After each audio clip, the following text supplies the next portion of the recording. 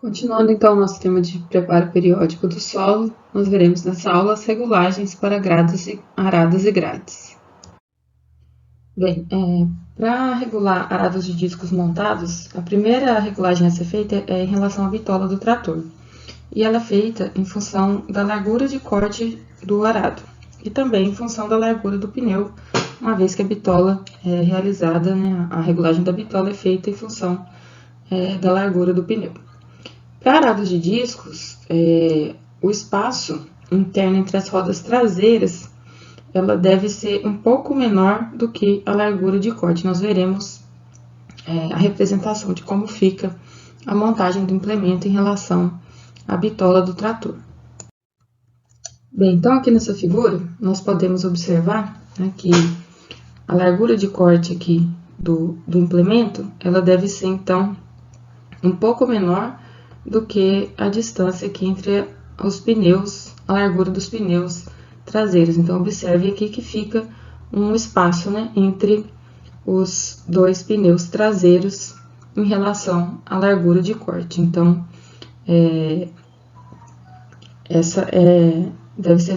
a bitola deve ser regulada de forma que a largura de corte fique com esse espaço aqui um pouco sobrando em relação aos pneus traseiros. A gente observa aqui também, né, que cada disco sobrepõe o corte do disco da frente, mais ou menos metade. E o primeiro disco, que é esse daqui, ele deve ter a sua largura efetiva iniciando na parte interna do pneu esquerdo. Então, se a gente considerar, né, o centro do disco, ele deve estar posicionado mais ou menos na direção aqui da parte interna do pneu esquerdo traseiro. Então, essa é a faixa de corte aqui do primeiro disco, sendo que essa é a largura total de corte do implemento. A segunda regulagem a ser feita é com relação à centralização, que consiste em fazer com que o centro de resistência do arado coincida com o eixo de simetria do trator. Isso vai evitar a tração deslocada.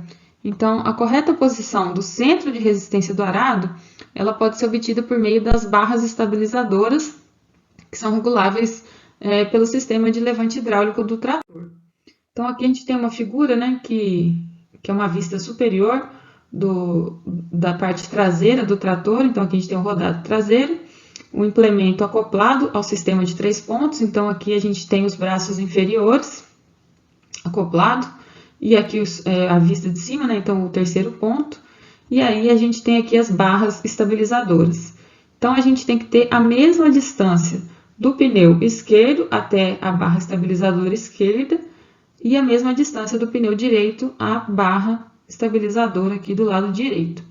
Então, a gente mede com uma trena essa distância para fazer a regulagem correta, né, para verificar se tem a mesma distância. Se não tiver, cada barra é de um jeito, pode ser de corrente, pode ser de pino, e aí a gente vai ajustando manualmente essa barra até que chegue à mesma distância dos dois lados.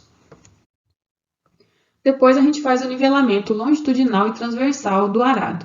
O nivelamento longitudinal, ele é feito aqui, né, em relação ao comprimento aqui, né, do conjunto trator-arado. Então, ele é feito por meio do terceiro ponto do sistema de levante hidráulico.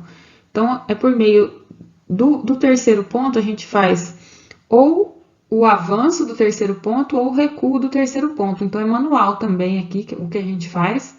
Então, se a gente precisa aprofundar mais ou levantar o arado, né? Então, é justamente esse movimento aqui, ou de levantar ou de abaixar pelo terceiro ponto. Então, se a gente precisa abaixar o implemento, a gente tem que empurrar o terceiro ponto aqui, né? O braço do terceiro ponto. Então, a gente tem que esticar esse braço. Se a gente tem que levantar o implemento, a gente tem que puxar ele para a direita. Então, a gente tem que encurtar esse braço. Já o nivelamento transversal é executado por meio dos braços intermediários do sistema de levante hidráulico. Então, a gente tem que nivelar aqui, né, a barra transversal de forma que ela fique de acordo com o terreno, né? Se a gente for trabalhar num terreno irregular, num terreno inclinado, a gente vai regular de acordo com o terreno. Se a gente estiver trabalhando num terreno reto, né, vamos dizer assim, essa barra ela tem que estar paralela ao solo. Então, a gente vai trabalhar nos braços intermediários. Então, a gente pega um ponto de referência, de forma que a gente vai encurtar ou alongar os braços intermediários, de forma que eles tenham o mesmo tamanho, né, a mesma altura, o ponto de referência que a gente adotar, dos dois lados, ok? Então, de forma aqui que fique reto, né, essa barra transversal. A gente faz também o ajuste dos ângulos do disco. Então, a gente faz tanto o ajuste do ângulo horizontal quanto o ângulo vertical. O ângulo horizontal é referente à abertura dos discos. Então, quanto maior o ângulo, maior vai ser a largura de corte do arado. Então, vejam bem, aqui a gente tem exemplificado, se a gente pegar aqui a linha cheia, a gente tem uma determinada largura de corte.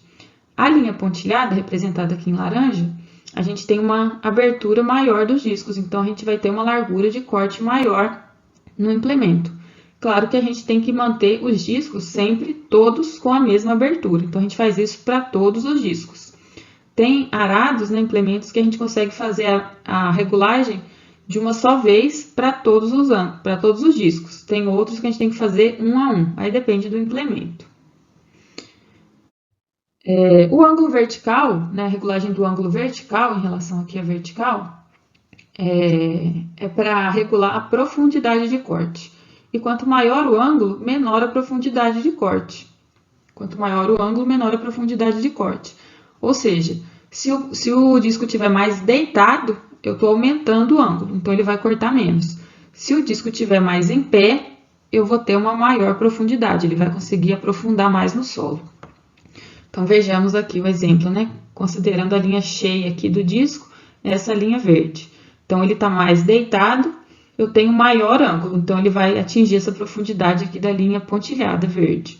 Se eu deixo o disco mais em pé, eu tenho um ângulo em relação aqui à vertical menor. Então, eu consigo atingir uma profundidade maior de corte. Lembrando que a largura de corte ela também pode ser regulada pela posição da barra transversal, pelas cavilhas no chassi, tanto para discos quanto para ivecas. E a profundidade de corte, ela também pode ser regulada pela alavanca de profundidade do sistema de levante hidráulico do trator, né, que a gente regula pelo terceiro ponto, e também pela roda guia. Então, a roda guia, ela serve tanto para alinhar o conjunto trator-arado, né, para evitar os desvios laterais, proporcionando estabilidade ao conjunto, e também para auxiliar aí a manutenção da profundidade de corte. Então, a gente ajusta essa profundidade por meio de uma mola. Então, quanto mais pressão a gente põe na mola, menor a profundidade de corte.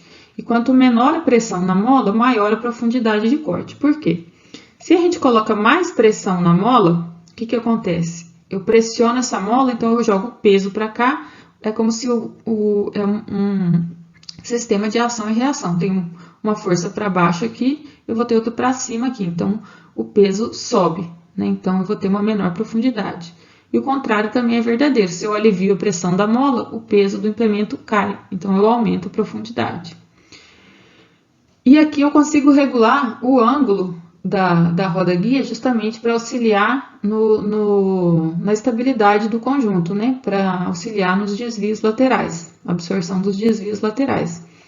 Então, eu regulo o ângulo aqui, né? Sempre jogando um pouco mais trazendo mais para a esquerda essa roda, sempre no sentido contrário, né, do que eu quero. Se o trator está puxando muito para a direita, eu vou deixar essa roda sempre mais inclinada. Sempre no sentido anti-horário. Os arados de ivecas, a gente faz as mesmas regulagens. Então, a gente vai ajustar a bitola, centralizar, fazer os ajustes longitudinal e transversal da mesma maneira que a gente faz para o arado de disco. Os arados de ivecas, eles não têm roda guia. A gente viu que as ivecas, elas têm o rasto, né, aqui representado. E eles podem ter essa roda de profundidade, que é para auxiliar a manutenção da profundidade de corte. Então, após a gente definir, né, a profundidade de corte, então a gente define, né, vamos supor, 30 centímetros de corte, por meio de cavilhas que a gente tem, que a gente define essa profundidade. Então, por meio dessa roda de profundidade, isso auxilia a manter sempre nessa mesma profundidade de corte. Já para as grades, a principal regulagem que a gente faz na grade é com relação à sua profundidade de trabalho. Então, a gente faz lá as mesmas regulagens, né, dos nivelamentos que a gente faz em relação ao arado, nivelamento transversal e longitudinal. O engate, né, no terceiro ponto, quanto mais alto, maior vai ser a profundidade de trabalho. Isso vale também para os arados. E com relação à grade, né, a profundidade, como que ela é regulada? Regulada de acordo com a abertura da seção das grades. Então, a gente não regula o ângulo do disco, né? Lembrem que o ângulo vertical do disco nas grades é zero, a gente não faz a regulagem do ângulo em relação à vertical. E também não alteramos o ângulo individual do disco, a gente regula a abertura da seção apenas, e é assim que a gente regula a profundidade de corte. A gente faz a abertura da seção. Então, aqui vocês estão vendo aqui uma barra, por meio dela que a gente regula essa abertura. Então, quanto maior essa abertura, maior vai ser a profundidade de trabalho. Agora, nós veremos as regulagens para grades.